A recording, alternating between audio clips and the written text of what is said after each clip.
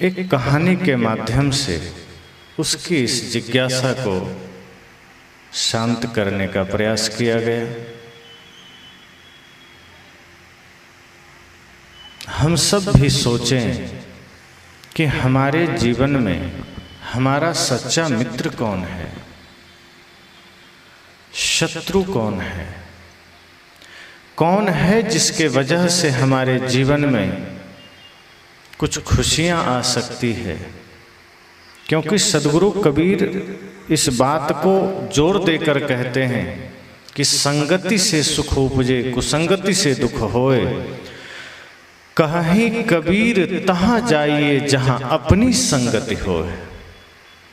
अगर संगति अच्छी है तो सुख होगा, और संगति खराब है, कुसंग से दुख होगा। कहीं कबीर तहाँ जाइए, सद्गुरु कहते हैं वहीं जाइए जहाँ अपनी संगति हो। अर्थात जहाँ अपने हित में, अपने लाभ में, अपने जीवन में खुशियों की संगत हो, वही संगत करना। तो हम सबको भी सोचना है कि ऐसा कौन है जो हमें सदैव सही दिशा दे सकता है। ऐसा कौन मित्र है जो हमें सदा सही मार्ग दिखा सकता है। क्योंकि बुराइयां जब भी जीवन में आती है उसमें भी दोस्तों का ही हाथ होता है। एक भी व्यक्ति अगर अपने जीवन में पहली दफा कोई गलत काम किया है तो उसमें किसी मित्र का हाथ है, शत्रु का नहीं है। पहली दफा कोई सिनेमा हॉल गया होगा तो किसी शत्रु के कहने पर तो नहीं गया होगा, मित्र के ही कहने पर गया होगा, बार बार जिद करने पर गया होगा। पहली बार हाथ में शराब की प्याला आई होगी, किसी मित्र के ही कारण आई होगी, किसी शत्रु के कारण तो बिल्कुल भी नहीं आई होगी। पहली दफा हाथ में गुटखा पकड़े होंगे, तंबाकू पकड़े होंगे, किसी मित्र का ही हाथ होगा, कोई शत्रु का हाथ नहीं होगा। और ध्यान रखना, शत्रु अगर आपको अमृत भी देने आ जाए तो आप मना कर देंगे कि पता नहीं जहर मिला के दे रहा होगा। लेकिन मित्र अगर जहर भी दे दे तो कहेंगे नहीं, मित्र है, जहर थोड़े देगा। और ये नशा, ये दुर्व्यसन, ये कुसंग का मार्ग अगर कोई मित्र दे रहा है और उसमें अगर हमें जहर नहीं दिखता तो समझना फिर हम अंधे हैं। इसलिए संत जन कहते हैं ध्यान देना, यह आवश्यक है कि हम यह जान सकें कि हमारे जीवन का सच्चा मित्र कौन है। मुख पर बड़ाई करने वाला मित्र नहीं होता, जो हमें सुख दुख में साथ दे सके, जो गलत मार्ग पर हमें चलने से रोके, जो कुसंग में जाने से रोके, समझना वो आपका मित्र है। इसलिए महाभारत में अर्जुन ने कृष्ण को अपना सारथी चुना, क्योंकि मित्रवत व्यवहार था। अर्जुन ने कृष्ण से यह नहीं कहा कि आप आइए हमारे साथ और धनुष बाण लेकर के लड़िए या अपना सुदर्शन चक्र से लड़िए। उन्होंने कहा प्रभु कृपा आपकी ऐसी है कि लड़ तो हम लेंगे ही, लेकिन हमारा मन विचलित हो सकता है, हमारा जीवन बिखर सकता है, हमें आपको सारथी के रूप में जरूरत है। आप हमारे जीवन की डोर अपने हाथ में ले लीजिए, आप सारथी बन जाइए। और रथ पर सवार होकर भगवान श्री कृष्ण सारथी बनते हैं। ये सारथी कोई बाहर का सारथी नहीं है, वस्तुतः हम सब भी अपने जीवन की डोर सद्गुरु को देते हैं और सद्गुरु हम सब अर्जुन का सारथी बनते हैं। हम सब भी अपने जीवन की लड़ाई में चल रहे हैं। कहीं किसी दिशा में क्रोध खड़ा है, कहीं किसी दिशा में अहंकार खड़ा है, कहीं किसी दिशा में लोभ खड़ा है। ये समस्त कौरवी सेना जीवन में खड़ी है और उससे लड़ने के लिए सद्गुरु जैसा सारथी चाहिए। अर्जुन ने कहा वो कृष्ण से बेहतर कौन हो सकता है, जो हमें सदैव कुसंग से बचाए, जो हमें सदैव विचलन से बचाए, जो हमें सदैव गलत मार्ग पर जाने से बचाए। तो अर्जुन को सद्गुरु के रूप में कृष्ण मिले। इसी तरह सद्गुरु कहते हैं जीवन में संगति का बड़ा असर पड़ता है। हम कैसी संगत धारण करते हैं, कैसे लोगों से मित्रता रखते हैं, ये बड़ा महत्वपूर्ण है। शादी विवाह के समय लोग कन्या देखने जाते हैं, या लड़के को देखने जाते हैं, आप उनके माता पिता के बारे में जानते हैं, उनके ज़मीन को जानते हैं, आप नौकरी के बारे में जानते हैं, लेकिन संत कहते हैं आप पहले उनके मित्रों के बारे में जानिए। उनके मित्र कैसे हैं, उनके संगी साथी कैसे हैं, इसी से आपको सब पता चल जाएगा कि लड़का या लड़की का स्वभाव कैसा होगा।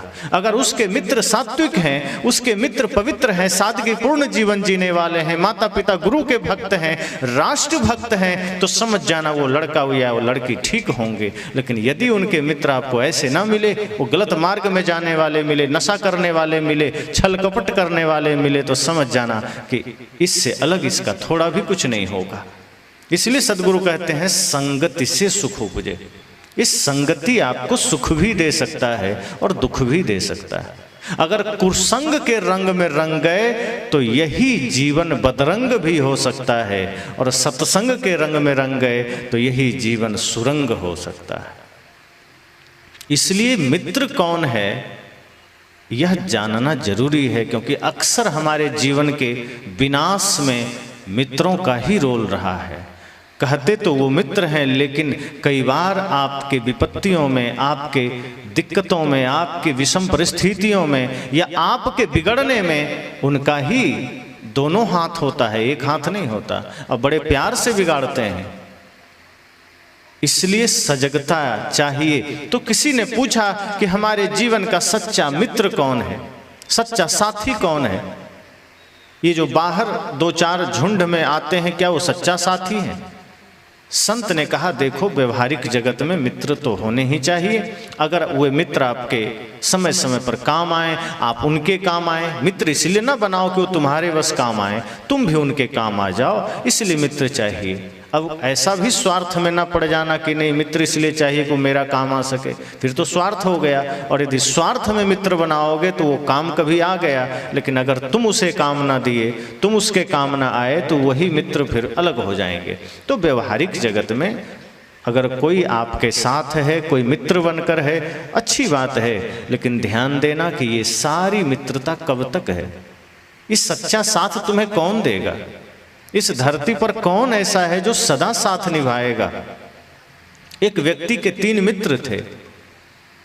तो जो पहला मित्र था सबसे करीब था, दिन भर उसके साथ रहता था, रात में भी रहता था, उससे बड़ी मित्रता थी, बड़ा प्रेम था। उसके बाद एक दूसरा मित्र था जिससे वो 2 दिन में, 4 दिन में या दिन में कभी कभी मिलता था। उसके साथ ज्यादा गहरी मित्रता नहीं थी, लेकिन पहले मित्र के बाद उसी से उसकी मित्रता थी। पहले मित्र के साथ तो 24 घंटे रहता था, लेकिन जो दूसरा मित्र था उसके साथ भी उसका वक्त गुजरता था, समय गुजरता था कभी कभार। और जो तीसरा मित्र था उसके साथ वो कभी सप्ताह में, महीना में या 6 महीने में, साल भर में जाके मिलता था। उससे बड़ी दूरी बनाकर रखा था। इस तरह से उसका जीवन चल रहा था। अचानक एक ऐसा समय आया कि वह आदमी एक मुकदमे में फंस गया। मुकदमा ऐसा तगड़ा हुआ कि जज ने उसे फांसी की सजा सुना दी कि कल तुम्हें फांसी हो जाएगी।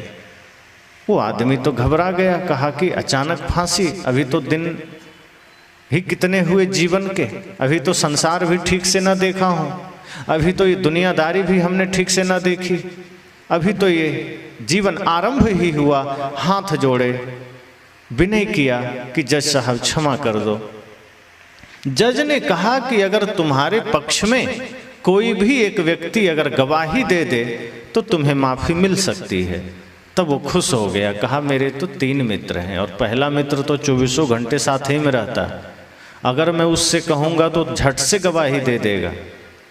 अब वो प्रसन्न हो गया, कहा चिंता मत करिए जज साहब, कहा अगर तुम कल शाम तक गवाही तैयार न कर पाए तो बस अभी से समझ लो 24 घंटे बाद कल शाम को फांसी हो जाएगी।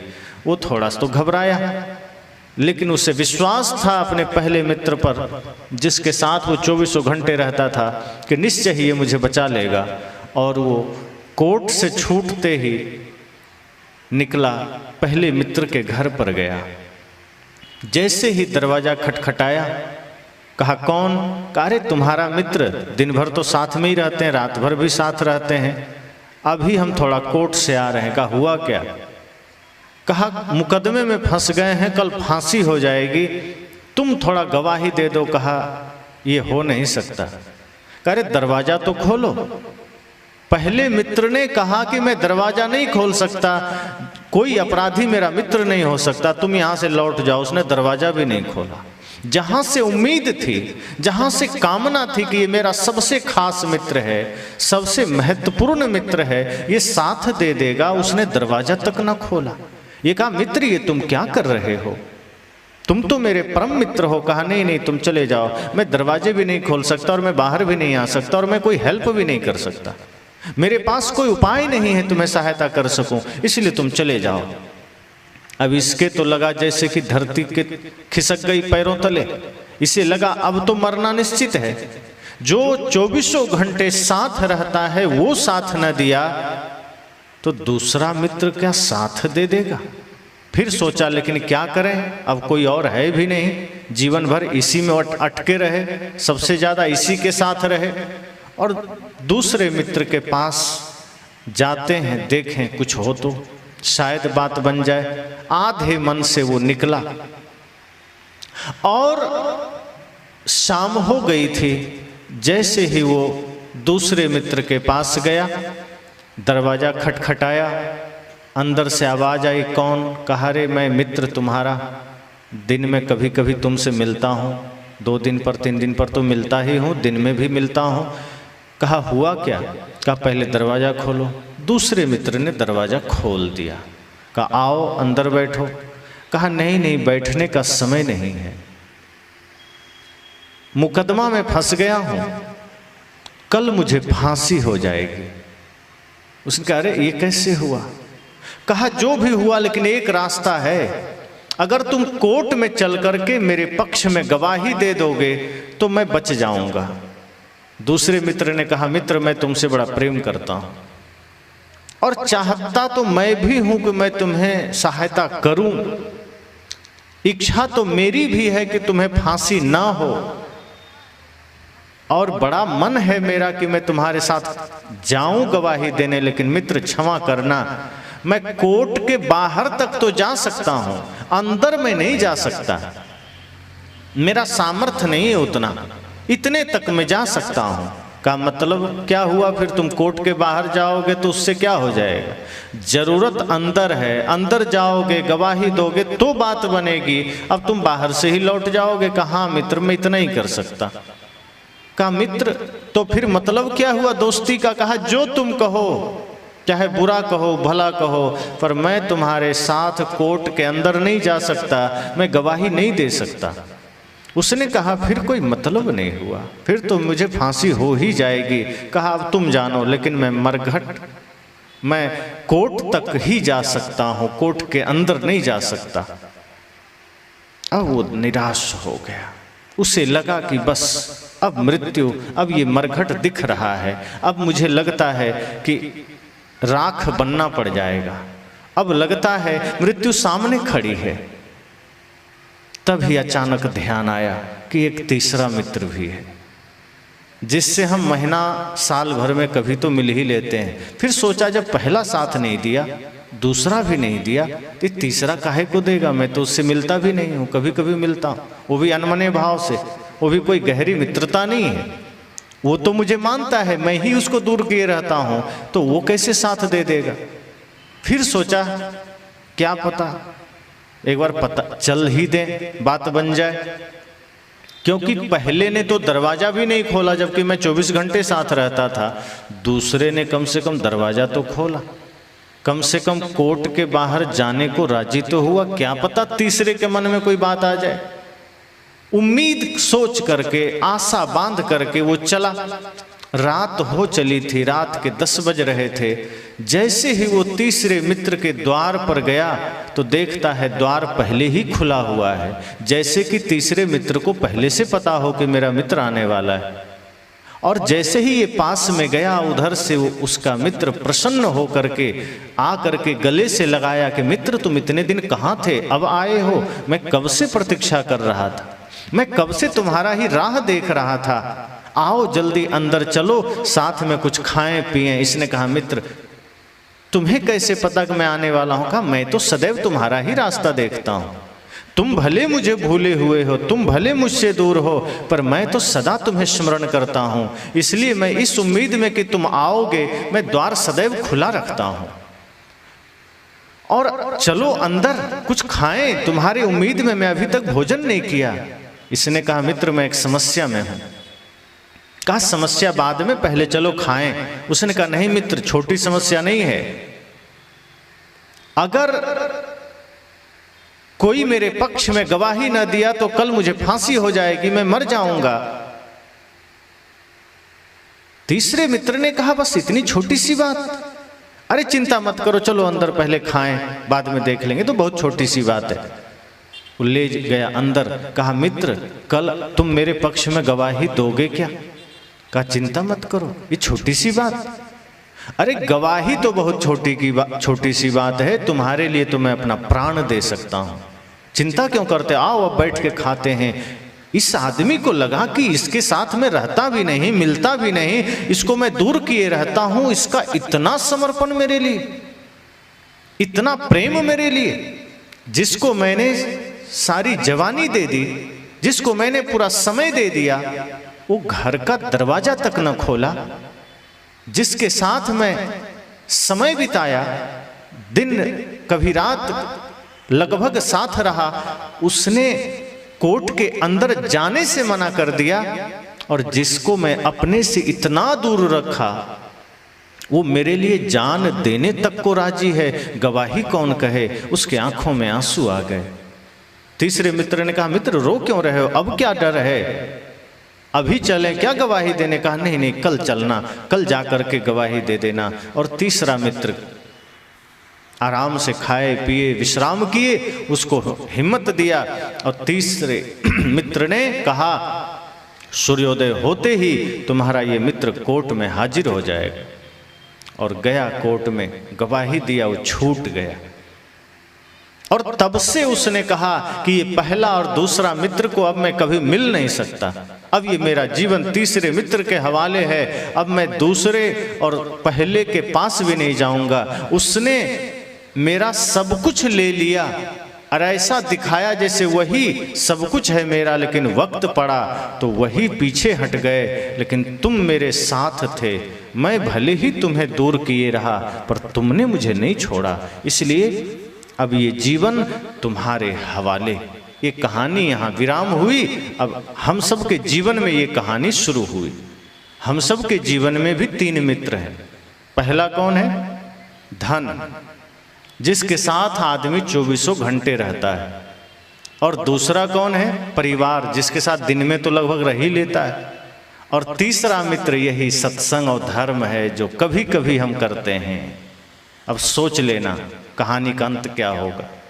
कि पहला मित्र धन है, जिसके साथ हम 24 घंटे रहते हैं, छोड़ते ही नहीं है उसे। लेकिन जब अंतिम घड़ी आती है और मृत्यु सामने खड़ी हो, तो धन क्या कहता है कि जाओ तुम, मैं नहीं निकल सकता तिजोरी से बाहर, तुम जाओ, मैं बैंक से बाहर नहीं आ सकता, अलमारी से बाहर नहीं आ सकता, तुम चले जाओ, मुझे कोई लेना देना तुमसे नहीं, अब मुझ पर तेरे बेटे पोते का अधिकार होगा, तुम्हारा समय खत्म हो गया, जा। तब आदमी को लगता है कि जिसके लिए मैंने पूरा समय गंवा दिया, वो तिजोरी से बाहर आने को राजी नहीं, और जो कुछ सोना चांदी के रूप में शरीर में है वो भी निकाल के रख लिया जाता है। तब आदमी को लगता है कि बड़ा धोखा हो गया, जिससे मैंने पक्का मित्र समझा था वो तो घर से बाहर निकलने को राजी नहीं है, वो तो साथ चलना तो दूर की बात। तब आदमी निराश होता है, हताश होता है कि जीवन खो गया। फिर याद आता है कि परिवार के लोग तो हैं, जरा इनसे मिल ले। परिवार वालों से कहता है कि धन तो साथ छोड़ दिया, धन तो जाने को राजी नहीं, धन तो तिजोरी से बाहर आने को राजी नहीं, क्या तुम साथ दोगे? तो परिवार के लोग कहते हैं प्रेम तो हम भी तुमसे बहुत करते हैं, लगाव भी रखते हैं, लेकिन क्षमा करना, हम मरघट से आगे नहीं जा सकते, मरघट पहुंचा देंगे, वहीं तक हम साथ दे सकते हैं, शमशान तक बढ़िया से जाएंगे, ढोल नगाड़े बजाते हुए जाएंगे, राम नाम सत्य कहते हुए जाएंगे, लेकिन क्षमा करना उसके आगे मैं नहीं जा सकता हूं, तब आदमी को लगता है कि ये भी धोखा दे दिया, ये भी साथ नहीं जाएगा। उसी समय अपने शरीर से भी पूछ लेता है कि तुम चलोगे साथ? शरीर कहता है ये घर वाले तुम्हें शमशान तक छोड़ेंगे, हम तो वहीं राख हो जाएंगे, हमारा भरोसा क्या करते हो, हम भी आगे नहीं जाएंगे। तब आदमी सोचता है अब किसके पास जाऊं। तब ध्यान आता है धर्म का, सत्संग का, कि इसको तो मैंने जीवन में कभी याद ही नहीं किया। चलो अब जाके पूछते हैं। धर्म की शरण में आदमी जाता है, गुरु की शरण में जाता है। हे सदगुरु, क्या आप मुझे बचाएंगे? तो गुरु क्या कहते हैं? चिंता मत करो, आज नहीं, अगर मेरी शरण में तुम आ गया तो आज नहीं, आगे जन्म जन्म तक ये धर्म तुम्हारा साथ नहीं छोड़ेगा। इसके पास इतना सामर्थ्य है, इतना पावर है कि तुम्हारा शरीर यहीं रह जाएगा, तुम्हारा धन यहीं रह जाएगा, परिवार यहीं रह जाएगा, लेकिन जिस दिन तुम धर्म की शरण में आ गए, ये धर्म तुम्हें शाश्वत साथ देगा, जन्म जन्म तक साथ देगा, जिसे तुम भूले रहते हो। इसलिए अगर संसार में कोई अपना ना हो, कोई साथ न दे, तो गुरु की शरण में आना। इसलिए भजन में कहा है, संसार के लोगों से आशा न किया करना, जब कोई न हो अपना, गुरु नाम लिया करना। संसार के लोगों से आशा न किया करना, जब कोई न हो अपना, गुरु नाम लिया करना। जीवन के समुंदर में तूफान भी आते हैं, जीवन के समुंदर में तूफान भी आते हैं, जो गुरु को भजता है, गुरु आके बचाते हैं। तुम भूल नहीं जाना, उन्हें याद किया करना, जब कोई न हो अपना, गुरु नाम लिया करना। जब कोई नहीं साथ देगा तो धर्म साथ देता है, गुरु का ज्ञान साथ देता है। सब साथ छोड़ देंगे और सारे सहारे छूटेंगे, लेकिन ये धर्म आपका जीवन में कभी साथ नहीं छोड़ता, ये आपका सच्चा साथी है। अब सोचिए, बच्चे का जन्म होता है, जब वो चलने की कोशिश करता है तो माँ और पिता की उंगलियों का सहारा पकड़ता है, लेकिन जब खुद से चलने लगता है तो उंगली का सहारा छूट जाता है। थोड़ा सा बड़ा हुआ, स्कूल जाना शुरू किया तो मित्र मिल जाते हैं, मित्र का सहारा मिलता है। थोड़ा और बड़ा हुआ, नौकरी के लिए गया तो नौकरी सहारा बना। थोड़ा और आगे बढ़ा, शादी हुई, पत्नी सहारा बनी। थोड़ा और आगे बढ़ा, आंखों से दिखाई देना कम हुआ तो चश्मे का सहारा लिया। कानों से सुनाई देना कम हुआ तो मशीन का सहारा लिया। पैर लड़खड़ाने लगे तो डंडे का सहारा लिया। बैठने में तकलीफ होने लगी तो दीवार या कुर्सी का सहारा लिया। लेकिन याद रखना, बचपन से बुढ़ापे तक इतने सहारे लेने के बाद भी आदमी जब मरता है तो बेसहारा होकर जाता है। कोई सहारा काम आया क्या? किसी भी तरह का सहारा, धन का, पद का, रूप का, माता का, पिता का, दुनियादारी, कुछ भी काम नहीं आया।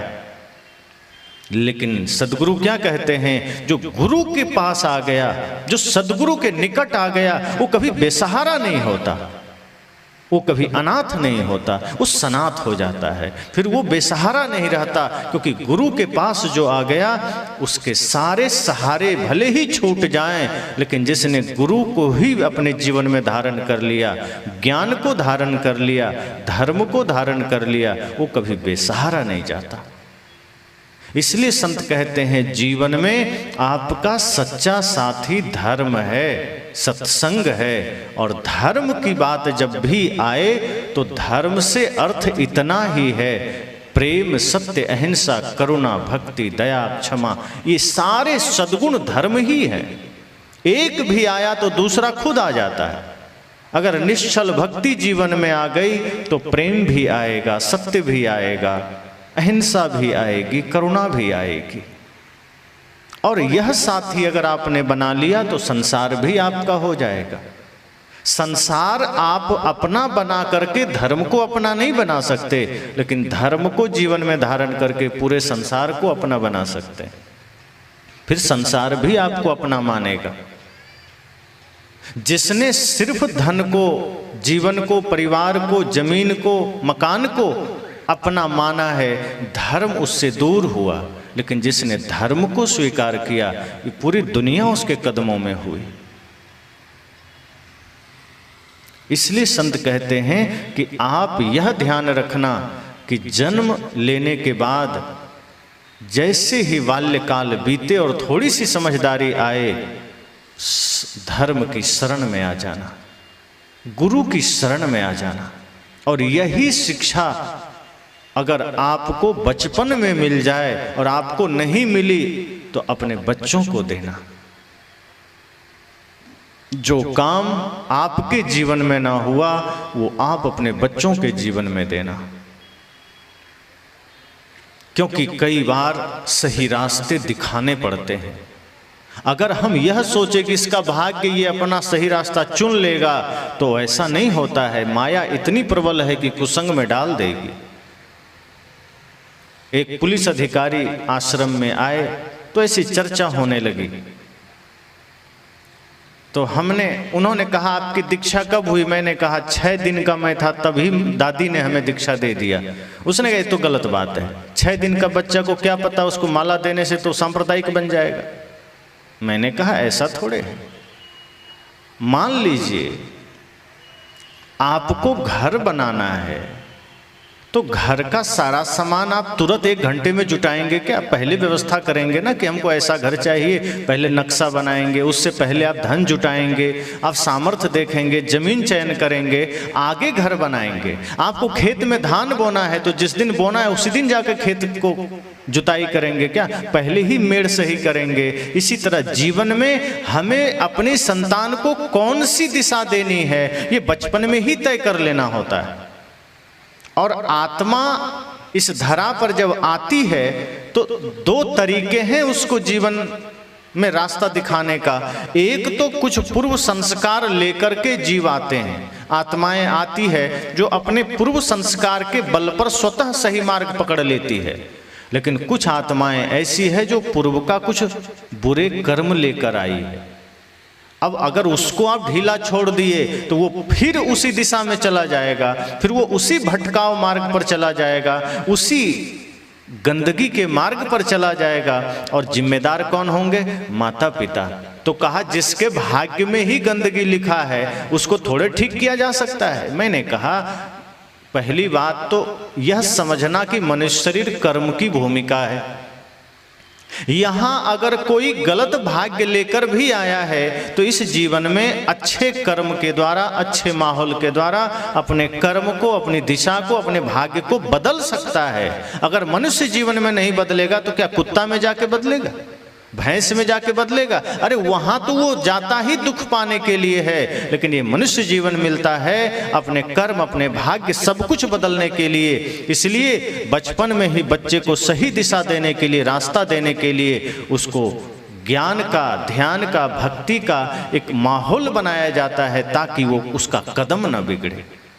लेकिन वो राजी ना हुआ, क्योंकि वो भौतिक दुनिया में ही अपना जो कुछ भी जाना समझा था। अध्यात्म की समझ होती तो समझ जाता कि आत्माएं हमारे अनुसार से भी बदल जाती है। तो एक ने कहा कि ऐसा थोड़े है, कर्म में जिसको लिखा रहेगा पाप मिट जाएगा। मैंने कहा कर्म लिखा भी तो खुद ही है, किसी दूसरे ने थोड़े लिखा। अब खुद ही लिखा तो इसी जीवन में हम अपने कर्म को मिटा भी तो सकते हैं। अगर ऐसा ना होता तो अंगुलीमाल बदल करके सन्यासी ना बनता, वो तो राक्षस ही बना रहता, रत्नाकर ना बदलता। आज भी बहुत से लोग बदल रहे हैं, वो ना बदलते, क्योंकि जो पहले से लिख गया, जो उस पर भाग्य में आ गया, फिर वो बदलाव थोड़े आता। बहुत ऐसे इतिहास में आप पढ़ते हैं कि राक्षसों के बच्चे धर्मात्मा बन गए। प्रहलाद कौन था? राक्षस का ही तो बच्चा था। अगर ऐसा ही होता कि नहीं, कर्म का लिखा नहीं बदल सकता, तो प्रहलाद भी ना बदलते, ध्रुव ना बदलते, अन्य बहुत से लोग हैं। बाली के लिए कहा जाता है, बलि के लिए, राजा बलि राक्षस कुल में होते हुए भगवान विष्णु का भक्त बना। तो उदाहरण इसलिए दिए जाते हैं ताकि हम यह समझ सकें कि जब बचपन से ही हम संस्कारों को धारण करते हैं, बचपन से ही हम ज्ञान को धारण करते हैं, तो हमारा जीवन पहले से ही सत्य मार्ग पर, सन्मार्ग पर, ज्ञान के मार्ग पर होता है। और फिर हम तो बदलते ही हैं, हम तो सत्य सत्य को समझते ही हैं। हम अपने साथ कितनों के जीवन में सत्य जागृत कर देते हैं। हम तो अपने भीतर प्रकाश करते ही हैं, कितनों के जीवन में हम प्रकाश ले आते हैं। इसलिए मैंने कहा सच्चा जीवन साथी, सच्चा मित्र आपका बाहर कोई नहीं है। हाँ, व्यवहारिक जगत में आपके सहयोगी बन जाते हैं, व्यवहारिक जगत में आपके मार्गदर्शक बन जाते हैं, आपके हितचिंतक बन जाते हैं। लेकिन अंततः यह समझना कि परमानेंट आपका मित्र सिर्फ धर्म है, सत्संग है, सद्गुरु संत हैं, सज्जन हैं। सज्जन भी इसमें है, क्योंकि सज्जन का मतलब ही होता है जो सत्य को जानते हैं, जो जीवन में सत्य, हिंसा, प्रेम, करुणा को धारण करते हैं, उन्हें भी सज्जन कहते हैं। अगर ऐसे मित्र आपके जीवन में हैं, वो आपको भटकने नहीं देंगे। कई बार क्या होता है कि अच्छे पुरुष, अच्छे संत गुरुजन अगर हमें नींद से जगाते हैं तो हम उनसे ही विरोध कर लेते हैं, हम उन्हें ही दुश्मन मान लेते हैं कि ये हमारे भ्रम को तोड़ रहे हैं, हमारी मान्यता को तोड़ रहे हैं, ये हमारे सतगुरु नहीं हो सकते। जैसे एक जगह गुरुजी बोल रहे थे कि नशा नहीं करना चाहिए, शराब नहीं पीना चाहिए, दुर्व्यसन नहीं करना चाहिए। तो कुछ लड़के सोचते हैं कि हम तो नशा करते हैं, अब ये गुरुजी तो नशा का विरोध कर रहे हैं, तो ये बढ़िया गुरु नहीं है। हम तो ऐसे गुरु के पास जाएंगे जो अपने से गांजा बना के दें, जो अपने से शराब पिलावें। ये सब तो ठीक गुरु नहीं है, ये तो नशा का विरोध करते हैं, हम तो एक नंबर के नशाबाज हैं। अब वो बाहर जाकर के निंदा कर रहा है कि ये सब साधु है, ये तो नशा का विरोध करता है, ये सब साधु है। जो साधु खुद खैनी खाए, गांजा पिए, हमें भी पिलाए, हम तो उसी का चेला बनेंगे। अब वैसे गुरु को खोजने चला। तो अगर यह भाव है, यह संकल्प है, तो फिर गुरु में भी हम यही चीज देखना चाहेंगे कि कौन हमें नशा सिखा रहा है। पर सच्चा गुरु भले ही आप नाराज हो जाएं, सच्चा साथी भले ही आप नाराज हो जाएं, वो आपके जीवन में किसी भी दुर्व्यसन को आने नहीं देंगे, आपके जीवन में किसी भी बुराई को आने नहीं देंगे। जो आपको सच्ची सलाह दे सके, समझना वही सच्चा मित्र है। इसलिए पहले राजा लोग एक ऐसा मंत्री रखते थे, ऐसा सलाहकार रखते थे जो बिल्कुल सच बोलते थे, वो नाराज नहीं होते थे। जैसे विदुर जी थे, वो ये नहीं देखते थे कि धृतराष्ट्र को क्या पसंद है, वो ये देखते थे कि धृतराष्ट्र के लिए उचित क्या है। और कहीं कहीं पर धृतराष्ट्र नाराज भी होते थे, लेकिन वो जानते थे कि विदुर सही कह रहा है।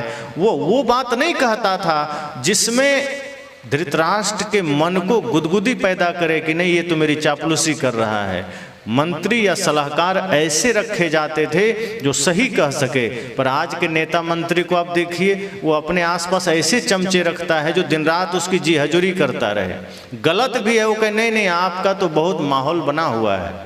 आज के नेता यही सुनना चाहते हैं। अगर आज का मंत्री कहीं आ जाए तो वो ये अपने चमचों से सुनना चाहते हैं, अपने सेवकों से, कि नहीं आपका कोई प्रभाव कम नहीं हुआ है, चारों तरफ आपका ही जयकार है, सब तरफ आप ही का नाम है, चिंता मत करिए, बस पैसा देते रहिए, हम लोग एकदम सब में लगे हुए हैं। और पैसा ले करके पता चला बेचारा हार गया, तब सोचता है कि इनके बात पर भरोसा ना करते तो विजय मिल जाता। इसलिए आज राजनीति गंदी हो गई। अब सत्य कहने वाले लोग नहीं हैं, आपके मुंह पर आपकी बुराई करने वाले लोग नहीं हैं, पीछे निंदा करने वाले लोग हैं। बुराई का तरीका भी बदल गया। अब कोई बुराई भी करता है तो इसलिए करता है कि किसी को नीचा दिखाना है। एक तरीका यह होता है कि वास्तव में हमें किसी से प्रेम है तो हम उसे बुरा नहीं देख सकते, तो हम इस तरीके से कहते हैं ताकि उसके जीवन में सुधार आ जाए। पर अब लोग किस लिए कहते हैं?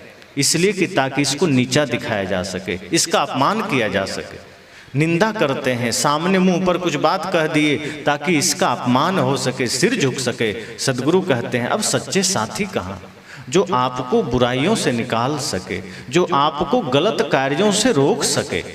और कभी कभी ये काम माता पिता करते हैं तो बच्चे नाराज हो जाते हैं कि ये तो हमारे दुश्मन बन गए। कभी गुरु ये काम करते हैं तो बच्चे नाराज हो जाते हैं कि तो हमारे दुश्मन बन गए। गुरु माता पिता ये कभी भी अपने बच्चों का अहित नहीं चाहते। कभी भी अगर माता पिता क्रोध भी करते हैं, उनके क्रोध के पीछे अनुशासन होता है कि बच्चे में एक परिवर्तन आ सके, बच्चे का भविष्य बदल सके। इसलिए संत कहते हैं ध्यान यह देना कि आपके जीवन का सच्चा मित्र कौन है। अगर इतना भर ज्ञान हो गया तो आपके जीवन में फिर दिक्कतें नहीं आएगी, क्योंकि मित्र आपको रास्ता दिखाते हैं, मित्र आपके रास्ते को सुगम कर देते हैं। अगर गलत मित्र बन गया तो फिर आपके गलत में भी साथ देने लगेंगे। अब कर्ण ने क्या किया? दुर्योधन को मित्र बना लिया। अब ऐसा कसम खाया कि वो पाप करे चाहे अधर्म करे, मजबूरन उसको साथ देता गया। अगर उसके अंदर यह भाव होता कि मैं सच्चा मित्र हूं, इसे बुराई से बचाना है, तो शायद बचा सकता था। लेकिन योग्य मित्र भी हो और अगर वो सच कहने में डरता हो, वो आपको खोने में डरता है और उसके चक्कर में आपसे बुराई करवाता रहे, तो फिर वो मित्र होने योग्य नहीं।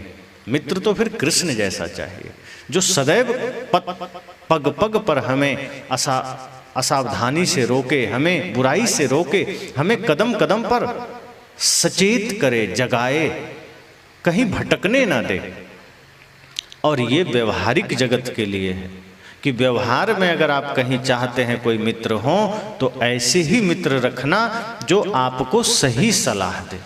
आजकल लोग ऐसे ऐसे मित्र बना लेते हैं जो चुगली करने में आ गए हैं, जो आपका घर फोड़ देंगे, और आदमी उसी पर भरोसा कर लेता है। माताएं भी ऐसा करती हैं। कुछ ऐसी माताएं समाज में होती हैं जो बहू के खिलाफ सास का कान भर देती है कि वो तो ऐसी है, तुम्हारे पीठ पीछे गलत कर रही थी। अब बिना जांच पड़ताल किए सास बहू में झगड़ा हो गया। कई लोग ऐसे भी होते हैं जो आपसे भी कुछ शिकायत कर देंगे और आपके मित्र से भी कर देंगे। आपके पास आएंगे तो कहेंगे तुम्हारा मित्र हमसे तुम्हारी बुराई कर रहा था। अब आपके मन में होगा मेरा मित्र मेरी बुराई तो क्यों कर रहा था, तो कोई बात को बता देगा, हाँ इस वजह से कर रहा था। अब यही आदमी आपके मित्र के पास जाएगा, उसको कहेगा तुम्हारा मित्र तुम्हारी बुराई कर रहा था। अब अगर आपने इसका चेक नहीं किया सत्य असत्य को, तो आपस में झगड़ा होना पक्का है। इसलिए संत कहते हैं व्यवहारिक जगत में भी जो आप कई जगह हारते हैं, परिवार में बिखराव पैदा होता है, सास बहू के झगड़े होते हैं, कभी कभी तीसरे व्यक्ति के कारण होता है, और वो चीज़ें हम नहीं समझते हैं, इसलिए होता है। कोई ना कोई आपके जीवन में शकुनी बनता है, तभी जीवन में बिखराव आता है। कोई ना कोई आपके घर में मंथरा बनती है, तभी परिवार में बिखराव आता है। और कारण सिर्फ इतना होता है कि हम सत्य सत्य समझते नहीं हैं। और अंतिम बात जो सदगुरु कहते हैं, ये तो व्यवहार में सावधानी रखना कि मित्र अच्छे हों, थोड़े ही हों, अच्छे हों। एक भी ना हो, अगर अच्छे ना हो तो एक भी ना हो, काम चल जाएगा। लेकिन ये नहीं जरूरी है कि मित्र होने ही चाहिए जो आपको गलत मार्ग से रोक ना सके। ऐसे मित्र क्या जरूरत है? जो भटकाव में सहायक बने वो मित्र नहीं दुश्मन है। जो आपके जीवन में बुराई में सहायक बने वो मित्र नहीं दुश्मन है, उसे दुश्मन समझना। इसी तरह से ये संसार में जब आप आंखें बंद करिए तो देखिए कि ये संसार हमारा सहायक है क्या? अंतिम घड़ी में साथ देगा?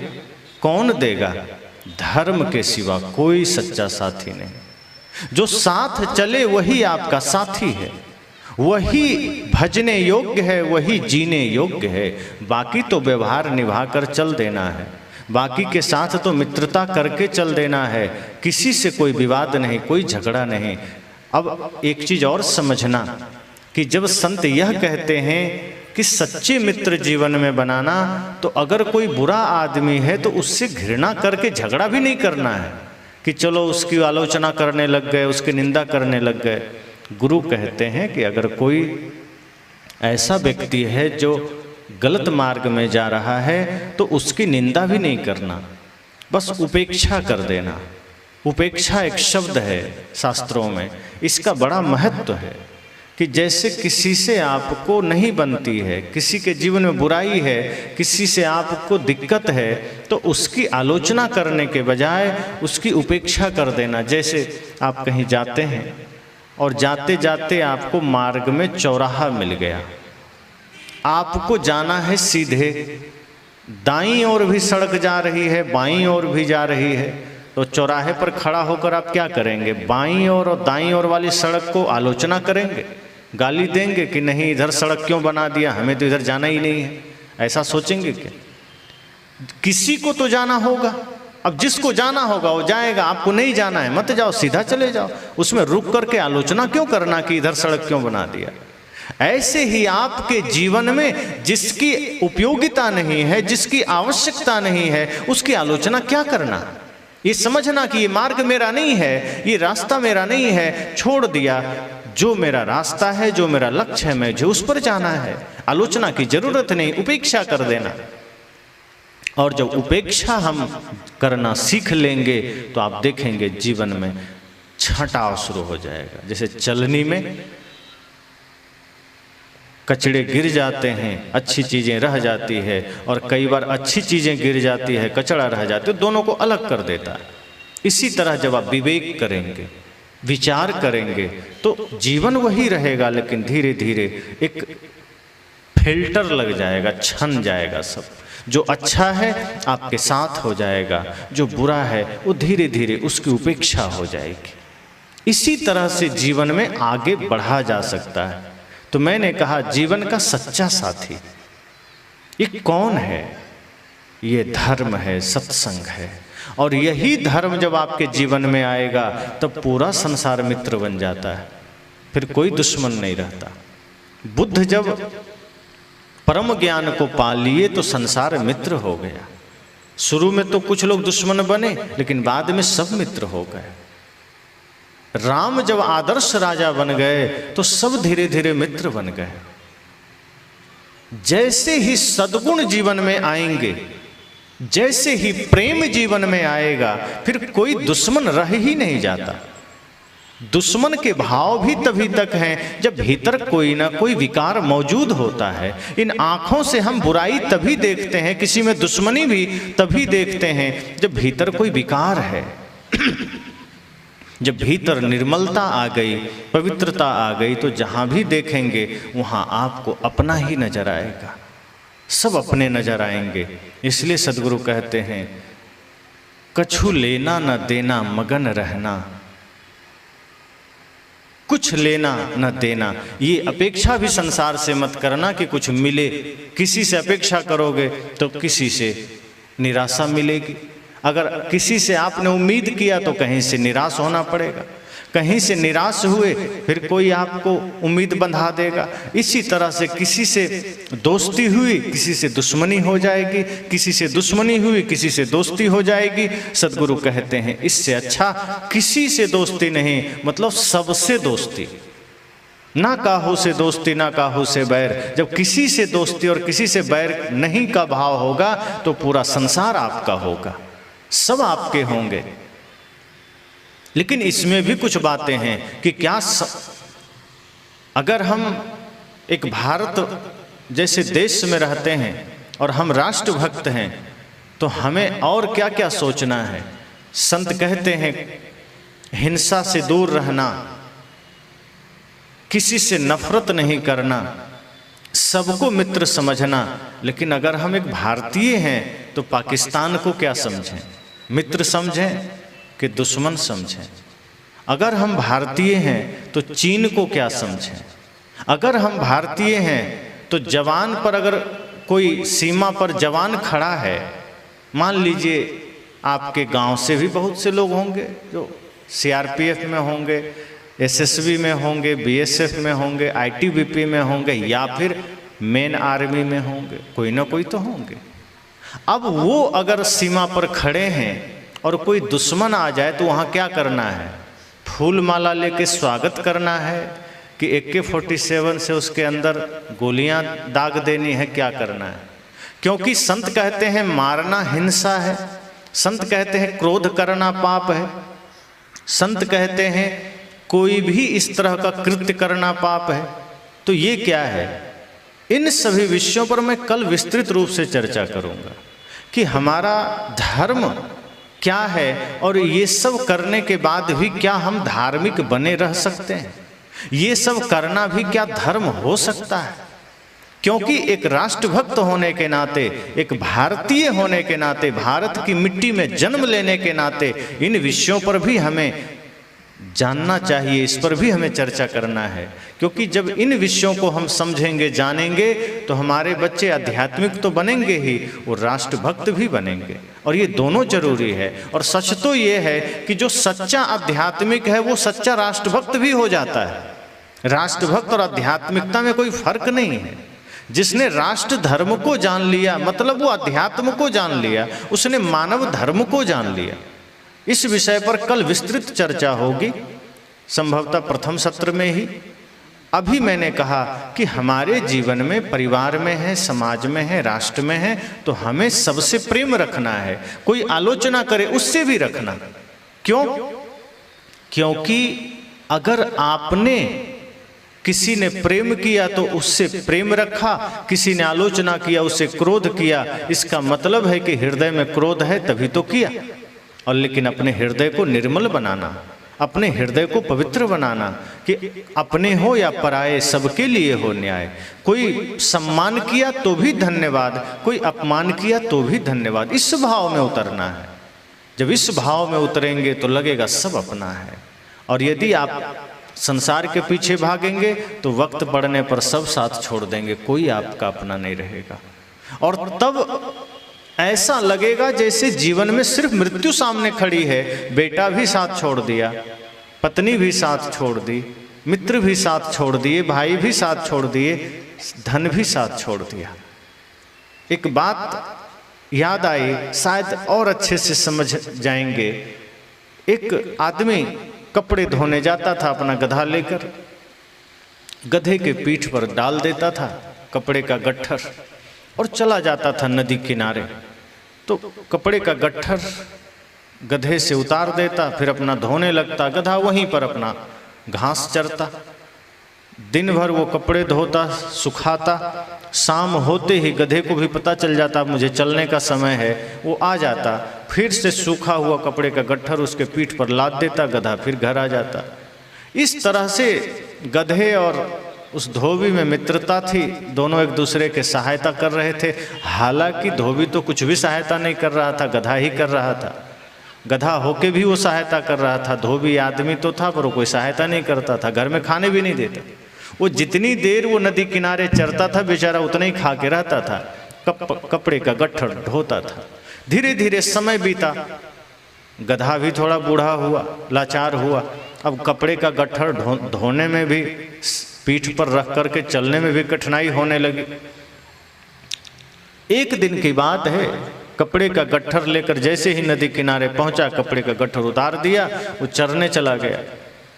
इधर धोबी ने सारे कपड़े धोए, सुखाए, चलने का समय हुआ, देखा गधा आया नहीं। वो घबरा गया, कहा कपड़े का गट्ठर कौन ले जाएगा। इसलिए नहीं घबराया कि गधा कहीं बीमार हो गया कि कहाँ चला गया, इसलिए घबराया कि बोझ कौन उठाएगा।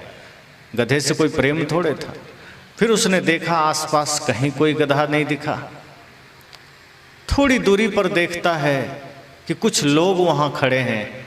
आवाज दिया, करे भाई तुम्हारा गधा तो इस सूखे कुएं में गिर गया है, चरते चरते पैर फिसल गया, हरी हरी घास के चक्कर में बेचारा कुएं में गिर गया। ज़्यादा गहरा कुआं नहीं था, 15-20 फीट रहा होगा, 15 फीट। पानी नहीं था, सूखा कुआं था। गधा गिर गया। गांव के लोग वहाँ आसपास में आ गए, खेतों में काम करने वाले। ये धोबी भी पहुँचा, देखता है सच में गधा नीचे गिरा हुआ है। कहा भी कैसे निकालना है? धोबी ने कहा किसी भी तरह निकाल दो, चाहे जो हो जाए निकाल दो। गधे ने सोचा कि लगता है मेरा मालिक बड़ा प्रेम करता है, किसी भी शर्त पर निकलवाना चाहता है। लोगों ने कहा मुश्किल है, कहा अरे निकाल दो, नहीं तो हम कपड़ा लेकर कैसे जाएंगे। तब गधा को लगा नहीं नहीं झूठ, ये कपड़े को कैसे ढोना है इसलिए ये निकलवाना चाहता है, अकेला सिर पर ढो के ले नहीं जा सकता, अब हम ही हैं। तब लोगों ने कहा देखो भाई, अब पुराना जमाना था, टेक्नोलॉजी ज़्यादा थी नहीं। लोगों ने कहा कोई उपाय नहीं है, गधा भारी है, निकालना मुश्किल है, क्या करें। धोबी ने कहा भैया तो हम गट्ठर लेकर कैसे जाएंगे। गधा बेचारा सोच रहा है कि तो बड़ा धोखेबाज निकला, हम मर रहे हैं, कुआं में गिरे हैं, उसको उसकी परवाह नहीं है, कपड़ा कैसे ले जाएगा इसकी परवाह है। मैं इतना भरोसा किया इस पर, इसका इतना काम आया, आज ये मेरा साथ छोड़ दिया। इतना सोच ही रहा था कि तभी गांव वाले ने कहा देखो भाई, नहीं निकाल पाओगे तो इसमें गधा मर जाएगा।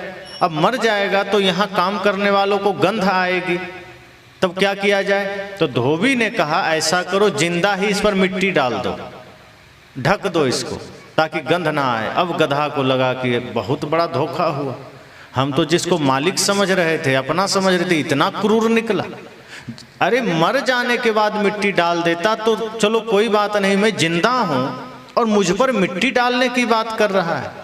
जिसके लिए मेरी पूरी जवानी लग गई, पूरा जीवन लग गया, मेरे बाप दादा इसकी सेवा में रहे, वो आज मुझे डायरेक्ट मिट्टी डालकर ढक देना चाहता है।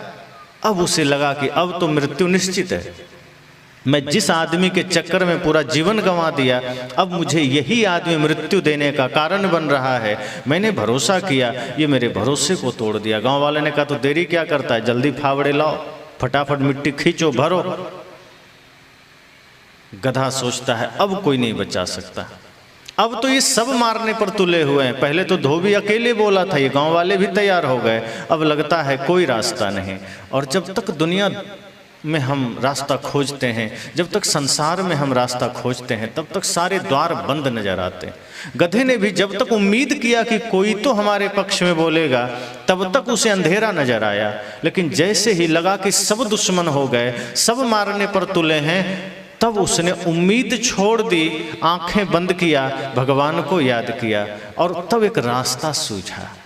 इन लोगों ने तो मिट्टी डालना शुरू कर दिया, लेकिन गधा थोड़ा सा दिमाग लगाया। चारों तरफ से जैसे ही ध्यान हटा, भीतर की थोड़ी सी ज्योति जली।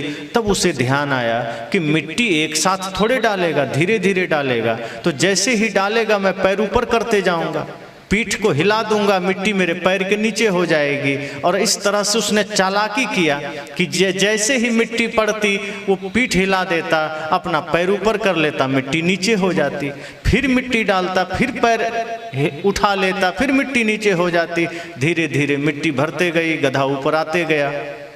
जैसे ही पूरा ऊपर आया, धोबी खुश हुआ, कहा अरे मेरा गधा बच गया, चलो गट्ठर उठाओ। कहा क्षमा करना, अब तो मैं जंगल चला। जब मैं लाचार था तब तो तुम मिट्टी डालने को राजी थे, मारने को राजी थे। अब मैं ऊपर आ गया तो तुम प्यार दिखा रहे हो। ये तेरा प्यार नहीं, ये तो तेरा स्वार्थ है जो तुम कपड़े लेकर नहीं जा सकते, मेरे फिर पीठ पर ला दोगे, फिर मैं तुम्हारी सेवा करूंगा और किसी दिन फिर तुम मुझे मार दोगे। उससे अच्छा अब मैं तो चला जंगल। गधे को भी समझ में आ गई कि कोई अपना होने वाला नहीं, गधा भी संन्यास ग्रहण कर लिया। लेकिन ऐसे हमारा मन हमें वही गधा बना के रखता है, हम वैसे ही ठोकर खाते हैं, वैसे ही पीड़ा में फंसते हैं, वैसे ही चारों तरफ से हमारे रास्ते बंद होते हैं। पर गधा ने तो सबको भुला करके आंखें बंद किया, गुरु या भगवान ने जो भी याद किया, रास्ता मिल गया। हम लोग वैसा कहाँ करते हैं?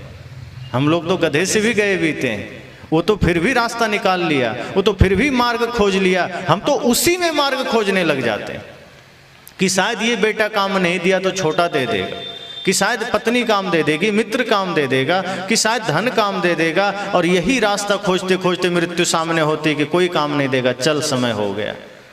पर गुरु कहते हैं आंख बंद करना। मैंने भजन सुनाया ना, जब कोई ना हो अपना गुरु नाम लिया करना। जब सारे रास्ते बंद हो जाएं, जब सारे मार्ग बंद हो जाएं, तो गुरु को स्मरण करना, सदगुरु को स्मरण करना। जिसके जीवन में सदगुरु हैं वो व्यक्ति कभी माया में फंस नहीं सकता, वो व्यक्ति कभी निराश नहीं हो सकता, उसे यमराज भी नहीं पकड़ सकता। जो गुरु की चरण पकड़ लेता है यमराज भी उसे छूने से डरता है, ये समझना।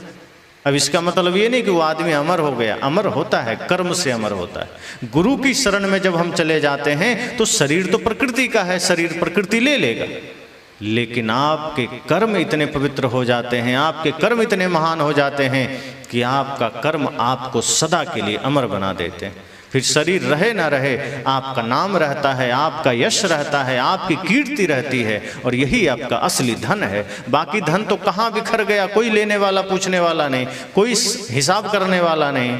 लेकिन आपने जो असली कमाई की, आपने जो असली उद्यम किया, वो धर्म के क्षेत्र में किया, वो गुरु सेवा में किया, वो आपका हो गया। इसलिए मैंने कहा जब सच्चा मित्र धर्म को बना लेंगे, जब धर्म की शरण में, सदगुरु की शरण में आ जाएंगे, तो आप कभी बेसहारा नहीं हो सकते, फिर आप कभी लाचार नहीं हो सकते, आपको जीवन में कभी धोखा नहीं मिल सकता, आप कभी ठगा नहीं सकते।